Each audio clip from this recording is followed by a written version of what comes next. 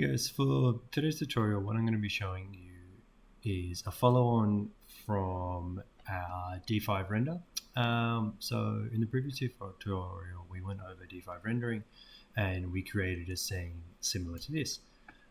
So what I'm going to be showing you today is how to use Photoshop and Premiere Pro to turn these into a bit more of a living graphic. So to start off, the way that I'm going to do it is I'm going to duplicate layers, and I'm essentially just going to be highlighting different elements in each sort of layer. So you can just grab the little lasso tool, particularly if it's like rectangular geometry like this. It is relatively easy for what it is we're looking to be doing. So click on that, select the inverse, and we can delete it from that layer.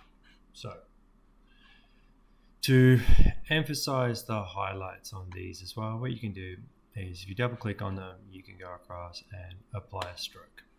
So a stroke will provide like an outline for this layer. So let's go maybe like a 10. And if we open this one back up, what we can do is, because we're going to be highlighting different layers, we just maybe want to rotate our colors. So you can do it through your little eyedropper tool, which is cool. So if you have a particular sort of palette that you would like to use, which I generally do, I would load up a palette for what I'll be looking to do within a graphic, and just to highlight that one as well. So we're just going to put a little background layer here, and we'll drop the opacity of this one to 50.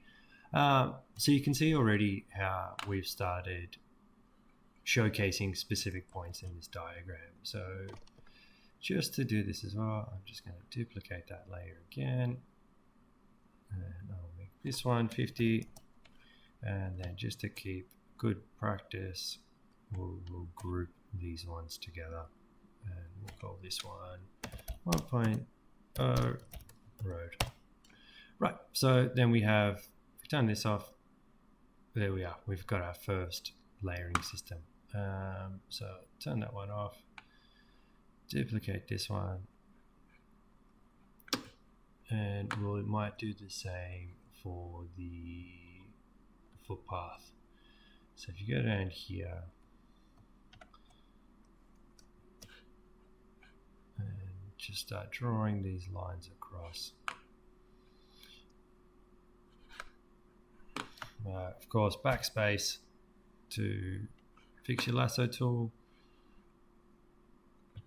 So we'll do the same here. So we select the inverse, delete that, open this guy up. Your stroke will stay the same from the previous time you've done it, so there's no need to worry too much about changing its width again, but you can apply a new color to it.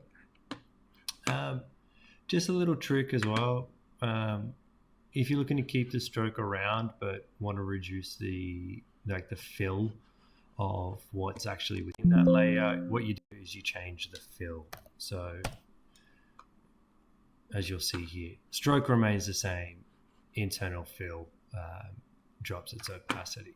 So we'll take that back up to 100, and then for this here we'll take it back to what we had for the previous group. So just duplicate that one more time, and we'll make you 50. So you'll see again, so we'll group these together, and we'll call you 2.0 footpath. Naming convention, guys, naming conventions is my key tip. Something that you can follow along with relative ease. So you see here how we start highlighting different parts with different layering systems. So if we turn this one back on, and we'll duplicate him again, in fact we'll do it twice, and we'll just group those and keep that as base. So for this one, we're just going to highlight the vegetation channel here that we've made with D5 rendering. As you can see, like if you spend like a little bit of extra time, you do get like a really good amount of detail. You can even add little elements such as like butterflies and animals and stuff. So just again, the recommendation to check out D5, which you can see on the other tutorial that we did. So if we select inverse here and delete that, and we'll apply another little stroke to this one, and why not a little red? Yeah, beautiful. Okay, so I'll change this one back to 50 as well. Okay, so now that we've created our, again, 3.0,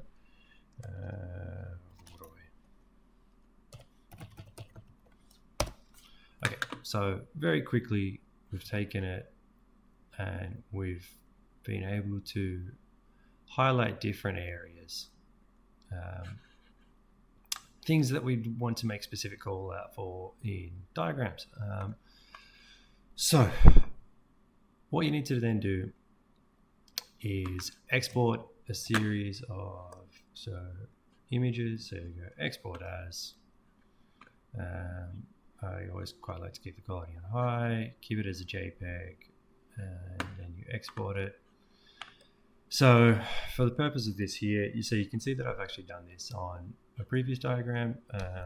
So let's just call it, so base file is A, turn base on, and we'll turn the road on. So you just do the same thing again, export it, get the quality up, maybe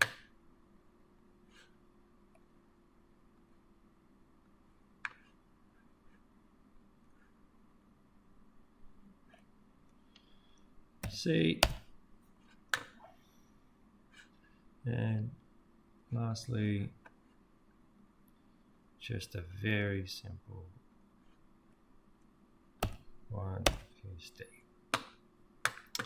Okay, so now that we've done that, we need to go and open up our Premiere Pro.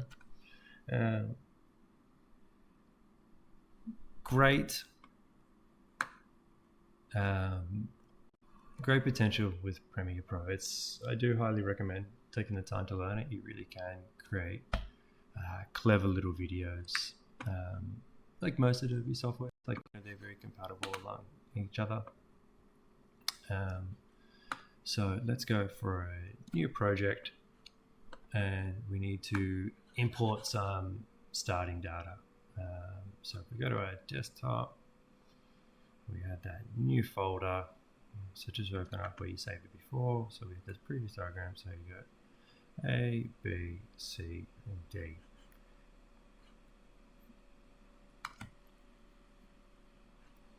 Make sure you update the name, otherwise you'll end up saving over some previous work.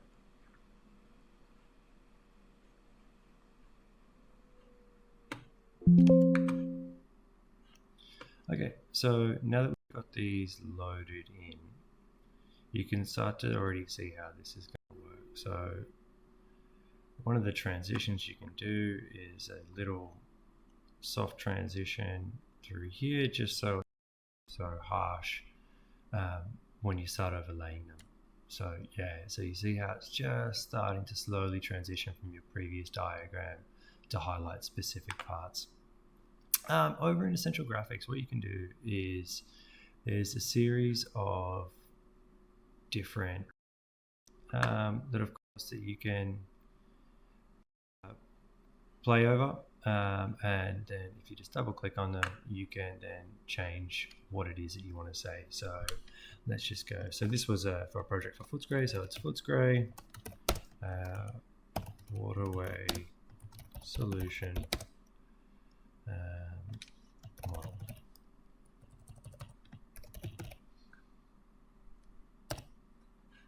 Yep, so now that we've placed that, you can then move it to where you'd like. You can of course change the colors,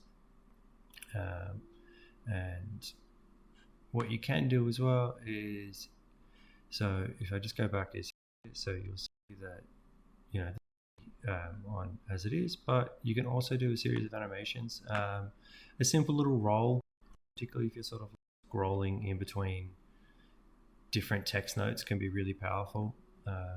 So what we can do is we can copy this across and start naming the convention that we're looking to highlight as well. So on this one here, we'll put it as road. May as well do the same for the others while we're here.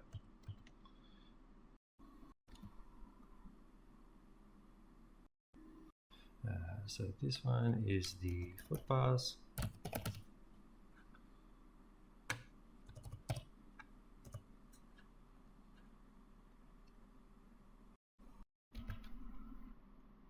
And then of course, nature strips.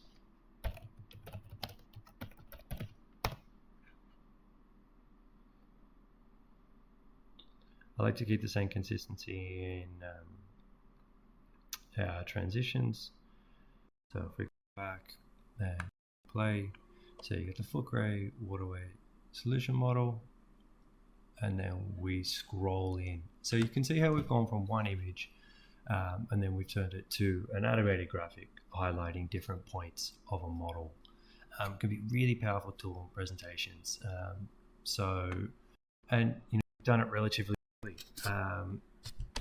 We've done this whole thing in 10 minutes, and that's with the commentary as well. So guys, I hope you found this really interesting. I know personally I use these types of graphics a fair amount, and guys, this brings us to the end of the tutorial. Again, thank you guys so much for watching. I hope you guys have found this one interesting. All right, I'll catch you next time. Don't just sit there. Hit like and subscribe.